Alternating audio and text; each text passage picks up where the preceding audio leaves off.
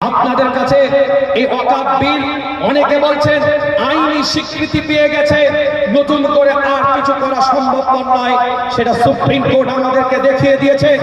Supreme court আমাদেরকে, উচ্চতম আদালত আমাদেরকে দেখিয়ে দিয়েছে।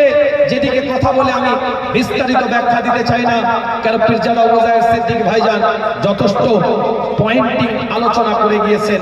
আমি এটাই বলবো আপনাদেরকে, শেষ কথা একটাই, যে যারা বলছেন, যারা মনে করছেন সোশ্যাল মিডিয়া, ইন্টারনেট, ইউটিউব, ফেসবুকের মাধ্যম দিয়ে যে না এই বিল আর প্রত্যাহার করা যাবে না, এই বিলের বিরুদ্ধে আর কথা বলা যাবে না, যারা এই কথা বলছেন যে এটা আইনি স্বীকৃতি পেয়ে গেছে, মনে রাখবেন দেশের উচ্চতম আদালত আছে, সেই আদালতের দ্বারস্থ আমরা হয়েছি।